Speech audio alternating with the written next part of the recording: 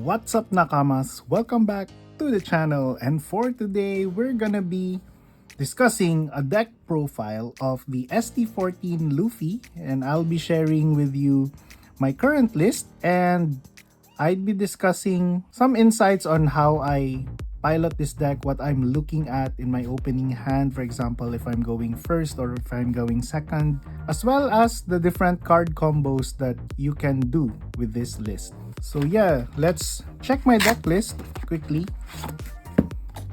Just put that away. So the leader is the ST-14 Mono Black Luffy.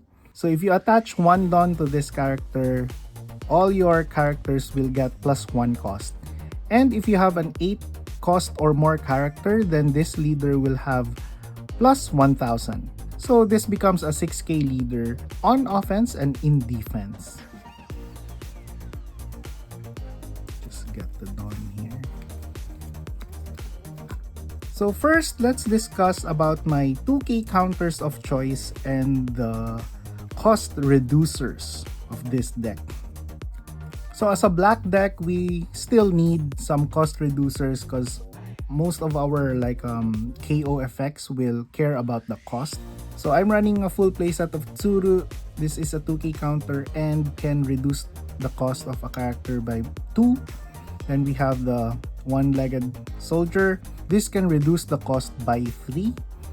Then what's special about the next two, the Tashigi and the Nico Robin, is that these are recyclable reducers. So of course, Tashigi is a 2k counter, Nico Robin is a 1k counter. This has an active main to reduce the cost of a character by 2. And Nico Robin, it has an ETB effect, so when it enters the battlefield and during attack, as long as you have an 8 cost or more character, you can reduce the cost of an opponent's character by 5. So this has a built-in Ice Age, so I really love this card.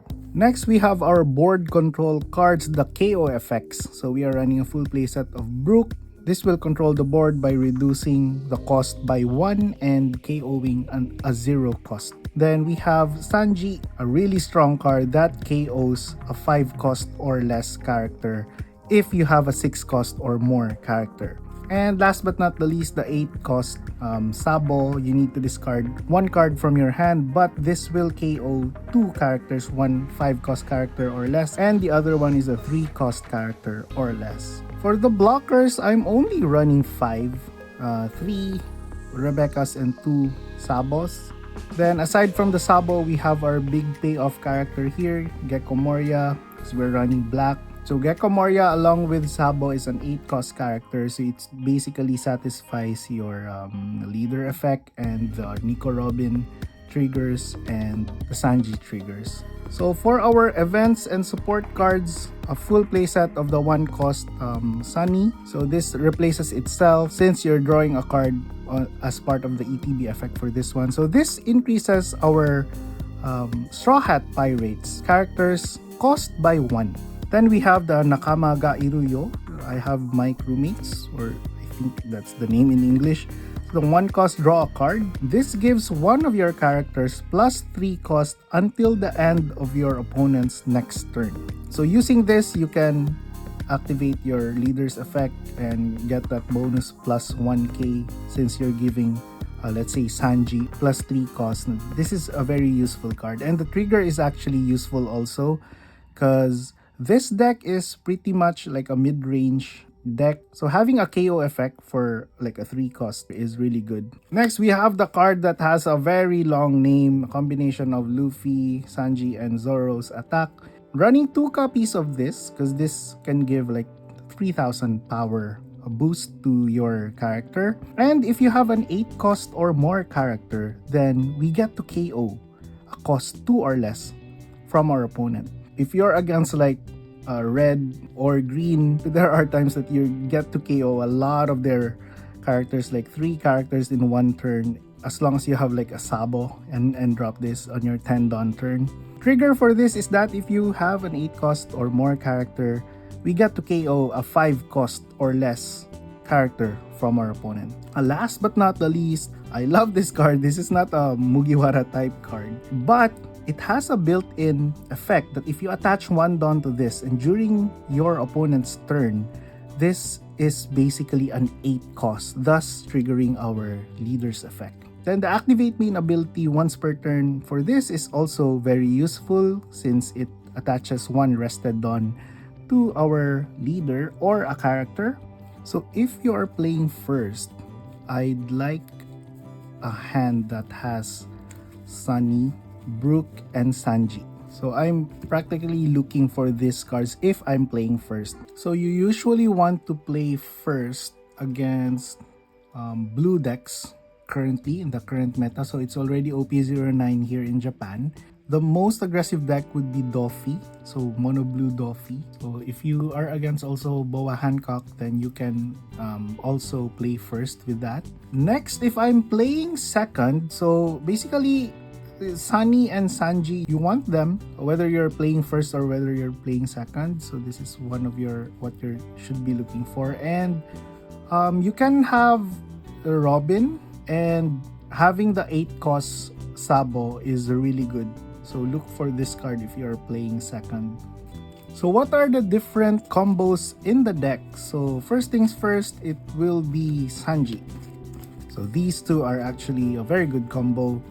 If you have this on the board and during your 5 down turn, you drop a Sanji, then this will automatically increase the cost of your Sanji to 6, and it will satisfy the condition that if you have a cost 6 or more character, you will get to KO a 5 cost or less character from your opponent.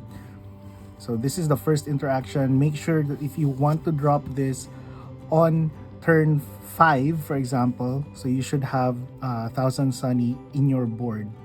Then second, if you don't have a Sunny, you can do this on your 6 Dawn turn. So you attach 1 Dawn first to your leader, and this will basically increase all the cost of your characters by 1. So you spend the rest of your 5 Dawns to cast a Sanji, and Luffy will make this a 6 cost and you will get to KO a character. Then another setup that I really like is that if you have a Brook on the board, you just attach 1 Dawn to Luffy. And if you have Sunny on the board, then on your 6 Dawn turn, you can just drop a Nico Robin. And since Sunny and your leader effect will make the Nico Robin an 8 cost already, then she becomes active and on ETB will give a free Ice Age to reduce the cost of your opponent's character by 5. So that's why if you have a Brook, you can just swing. Basically, you can kill a 6 cost or less character with this swing. So another one is a very old trick actually. This is nothing new. So if you have an 8 cost Moria, if you have like a 4 cost target, like a Rebecca, and a cost reducer, either of these two, to reduce the cost of an opponent's character, then via Rebecca's effect, get a Brook from your hand, and via Rebecca's effect, put the Brook into play, and you can get rid of one of your opponent's characters. Another combo that I really like is on your 10 Dawn turn, you can drop a Sabo, for example. Sabo will basically kill a 5 cost and a 3 cost character, so thus removing 2 characters from your opponent's board. And the remainder of your Dawn, so the 2 Dawns will be perfect to cast this event. So since you have a Sabo and it's an 8 cost character, not only will you give plus 3k to your leader or an attacker, it will also KO a character that costs 2 or less from your opponent. So a very efficient way to use your 10 Dawn turn. Then another one, this might sound funny, but Hina and 1 Dawn. So if you have a Hina and you have 1 free Dawn, you can just attach this to your Hina, use your Hina's effect to get any card from your graveyard and put it into your deck and get Arrested Dawn, for example, and attach that to Luffy. And when you pass the turn to your opponent, your leader will become 6k. And that is with only 1 free Dawn that's attached to this character. So a lot of effects coming into play off of that interaction. So I think that's all for the combos of this deck. Let's see this deck in action in the simulator. Okay, for our first match, we're playing against Doffy. So I think we can feature this because Doffy is really good in the OP9 meta. And they are really rampant in like store games that I play here in Tokyo. So we have a pretty good start here. We have a Sunny. So Doffy activating leader effect here, getting a law. So we took that. And now we have a Sanji, but we are still at 4 Dawn. So we can just go for attack here. And try to clear the board because we can't outrace Doffy unless we clear the board. So at the start of the game, the strategy is to actually control his board until you think that you can go for his life. So also the key here is to not take early damage that much. So if you can defend, you can defend. As you can see here, they can flood the board really quick. So fortunately, we have a 5-cost Sanji here. So we can kill the Boa Hancock because that's a blocker and a 6k. So we're trying to clear the board here. We're just attacking for 4k just to get rid of that Sengoku. And the key here is to not defend if you are using 2 or more cards.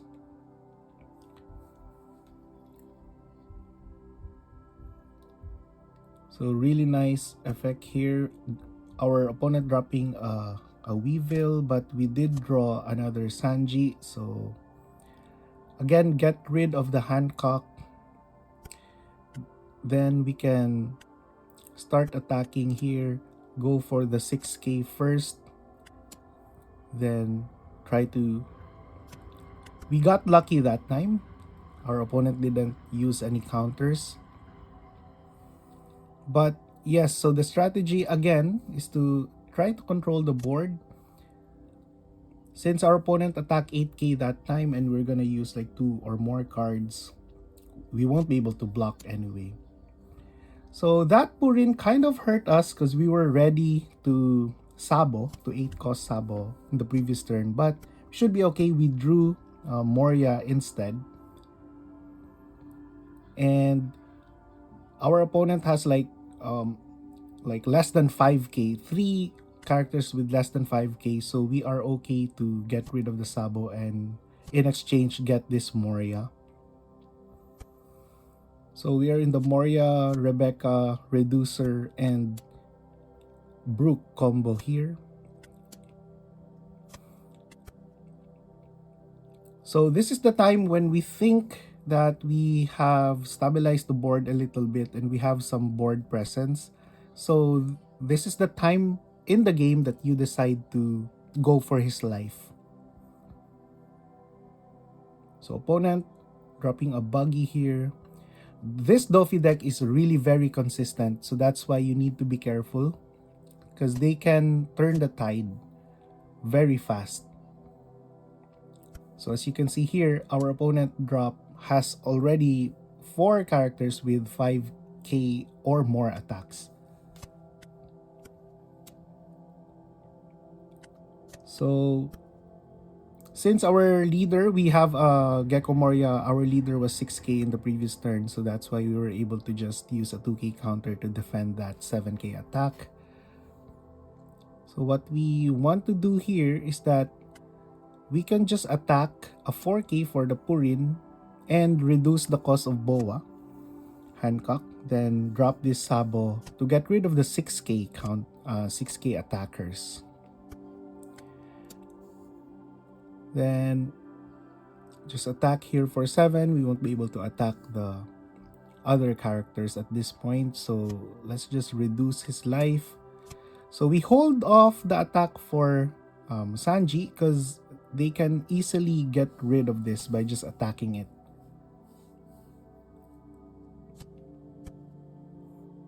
Yep, so we win this. Next, we're up against Katakuri. I think Katakuri is really good in the meta right now. Like in OP09, since there's no more law and then there's a lot of Dofis. So yeah, let's feature this match also. So we're in a pretty awkward situation here. We didn't get our stage, and Katakuri has Gedatsu, so and Nami. So it's not good to drop your Tashigi early in this matchup.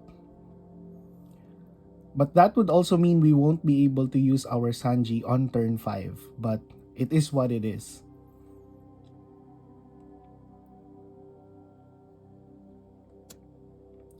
So let's defend this.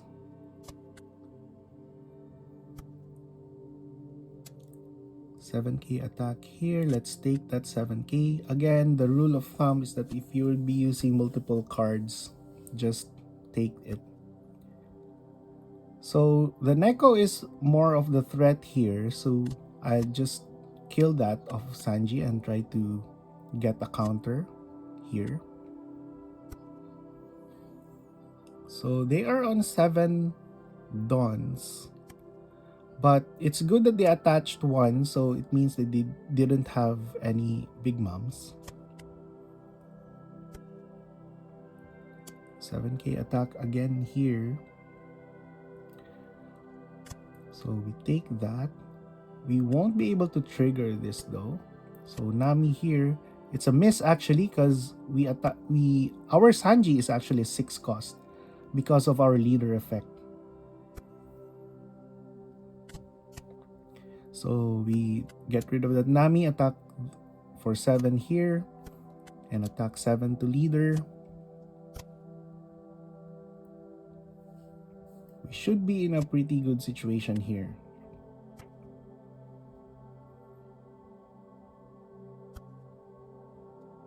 Opponent attacks. So our opponent, when you're playing against Katakuri, you pay attention if they're putting the cards on the top of their deck or at the bottom of their deck. So we trash a card here because we think we can get rid of the mom and just be aggressive. So we did have a Sabo. So we can kill the mom. Attack for 7. Attack for 6. So Katakuri usually doesn't have any rush like a 10 cost ace. If I'm playing against NL, it would be like probably you should play more safe. So the 10 cost Lin here didn't matter because we can try to be aggressive here. So our opponent has 6 cards in hand, so let's just attack for 7 first to try to reduce the hand size. But our opponent took damage here, but had a pretty strong trigger here. But I believe, yeah, Nami won't be able to destroy one of our attackers. So just attack for 9K, 9K, then attack for 12. So yeah, that's how you win. So yes, this is my deck tech and the tips and tricks for this leader, and hopefully you learned something on how I pilot this deck via the gameplay. If you have questions regarding the deck, feel free to ask, and if you have insights on how to use the deck better, feel free to also leave a comment, because I'm really loving this leader right now, and I'll continue to improve this deck. And it's just that this is the list that I'm most comfortable with right now. So I hope you learned something from this video. If you found this video useful, please like the video and comment. And if you can share this to fellow Mono Black Luffy enthusiasts, that would be great. So yeah, let's make this leader good, and let's make this leader meta if we can. Go Luffy! If you're still watching up to this point, then you're not just a nakama, but a super nakama. And thank you very much for your continued support. If you're not yet subscribed, please subscribe to the channel. We're gonna be talking a lot of One Piece. So yeah, have a great day and see you in the next video.